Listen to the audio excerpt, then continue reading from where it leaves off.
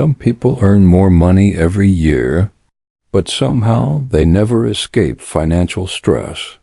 Their salary increases, their lifestyle increases, but their peace never does. They're always one problem away from panic, one emergency away from debt, one bad month away from collapse. This isn't about income, it's about psychology. Today we're diving deep into why some people stay broke even when they earn more. Broke is not a number. Being broke is often misunderstood. Most people think it means low income, bad luck, lack of opportunity. But psychology tells a different story. Being broke is not a number in your bank account. It's a pattern in your mind. There are people earning very little who feel calm and stable, and people earning a lot who live in constant fear. The difference is not money. It's how their brain relates to money. The survival mindset. Many people grow up in environments where money feels unsafe. Bills cause stress.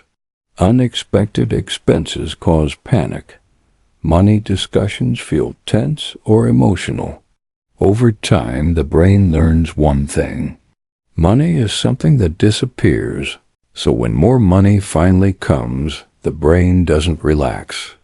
It stays in survival mode. Survival mode is not logical. It doesn't plan long-term, it reacts short-term. This is why higher income often leads to impulse spending, lifestyle inflation, emotional purchases. The brain tries to feel safe now, not stable later. Why more money creates more pressure? Here's a hard truth most people don't expect. For some minds, more money creates more anxiety. Why? Because more money means more responsibility, more decisions, more fear of loss. If someone is psychologically comfortable with scarcity, abundance feels unfamiliar, and the brain always resists the unfamiliar. So instead of building stability, the person unconsciously creates chaos, overspending, poor planning, avoiding financial tracking, not because they are careless, but because their identity hasn't caught up with their income. Identity versus income. This is where most people get stuck. They increase income, but keep the same financial identity. Inside, they still see themselves as bad with money, someone who never has enough, someone who struggles. An identity always wins. If someone believes they are bad with money, they will find ways to prove it again and again. Not consciously, but psychologically. Money decisions are emotional decisions first. Logic comes later, if at all. The comfort of financial chaos. This may sound strange, but it's real. Some people are comfortable being broke, not because they enjoy it, but because it's familiar. Chaos feels normal. Stability feels strange. When life becomes calm, the mind asks, when will something go wrong? So people unconsciously create problems, unnecessary expenses, risky choices, ignoring savings. The brain returns to what it knows best. Short-term reward thinking. Another key pattern is short-term reward addiction. People who stay broke often chase immediate pleasure, emotional relief, social approval. This isn't about weakness. It's about emotional regulation.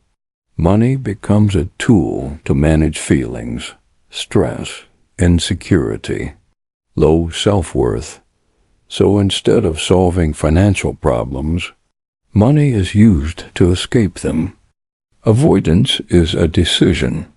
Many people avoid looking at their finances. They don't check bank balances, spending habits, long-term plans. Avoidance feels like peace, but it's actually delayed stress. Psychologically, avoidance protects the ego. If I don't look at it, I don't have to feel bad. But growth requires discomfort. People who build wealth don't feel smarter. They tolerate discomfort longer. Why advice doesn't work? This is why financial advice often fails. You can tell someone, save more, spend less, invest wisely, but if their psychology hasn't changed, they'll return to old patterns, because money problems are rarely knowledge problems. They are emotional, identity-based, fear-driven. Until the internal story changes, external results won't. The shift that changes everything. So what actually breaks the cycle? It's not motivation. It's not discipline. It's awareness. The moment someone realizes, my problem isn't money, it's how I relate to money, that's when change begins. Not overnight, but permanently. They stop reacting. They start observing. And observation creates control. Staying broke isn't about how much you earn. It's about what you believe, what feels familiar, what you avoid. Money doesn't reveal character. It reveals patterns. And patterns can be changed once they are understood. That's the real deep dive.